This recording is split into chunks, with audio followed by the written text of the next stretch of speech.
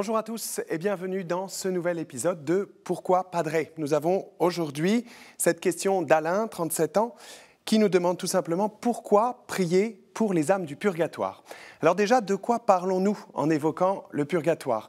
On en parle parfois un peu injustement comme d'un lieu ou comme d'un temps, une durée de purification. Or, cette réalité prend place après la mort, donc hors de l'espace et du temps qui sont des réalités créées. Ces images sont impropres. Il s'agit davantage d'un état, l'état de celui qui désire être en pleine communion avec Dieu pour l'éternité, mais qui à l'heure de sa mort n'est pas dans cette situation. Et Dieu, par miséricorde, offre cette possibilité pour permettre d'entrer pleinement dans la joie du salut. Alors, pourquoi prier pour les âmes qui sont dans cet état de purification, puisqu'après tout, effectivement, elles sont déjà sauvées. Alors cela est vrai, mais elles ne sont pas encore entrées dans la joie parfaite. Or, c'est précisément ce que nous vivons, ce pourquoi nous sommes créés, être heureux en Dieu pour l'éternité.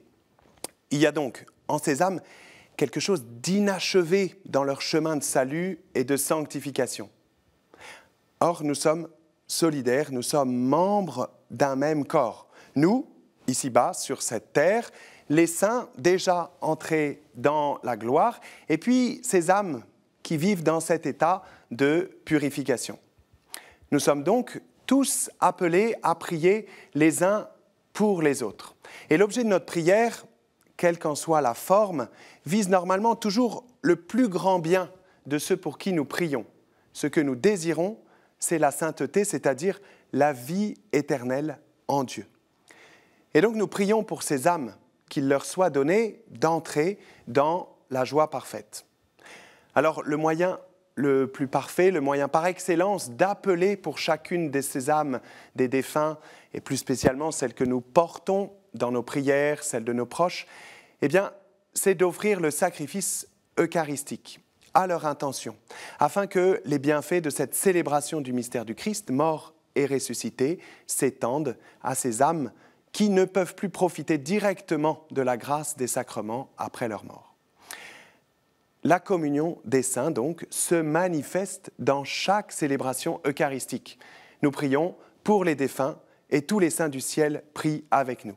Et la bonne nouvelle, c'est qu'à l'inverse, nous savons que ces âmes du purgatoire, membres du corps du Christ, intercèdent pour nous sans relâche. Le saint curé d'Ars s'exclamait « Si l'on savait combien nous pouvons obtenir des grâces par le moyen des âmes du purgatoire, elles ne seraient pas tant oubliées. » Elles nous portent dans leurs prières, qu'il nous soit donné à nous aussi d'entrer dans la joie du salut. Alors n'oublions pas de prier pour le salut de toutes ces âmes et d'offrir le sacrifice de la messe à cette intention.